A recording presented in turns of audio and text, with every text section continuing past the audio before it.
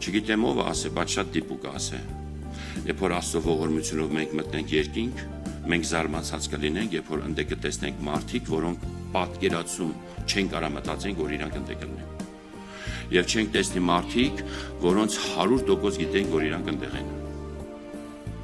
Դրա համար Պողոս ասում է ժամանակից շուտ մի դատեք, քանի որ Տերը ոչ մի բան չի բացել, եթե մենք Երեմիան չենք, Եզեկիելը չենք, ուրեմն ժամանակից շուտ պետք է չդատենք։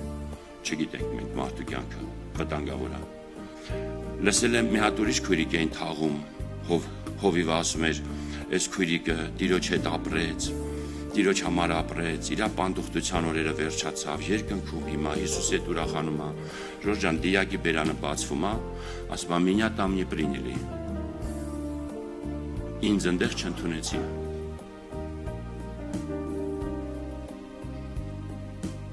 Այսինքն պարզվեց քույրիկը երկնքի համար չէր ապրում, Հիսուսի համար չէր ապրում։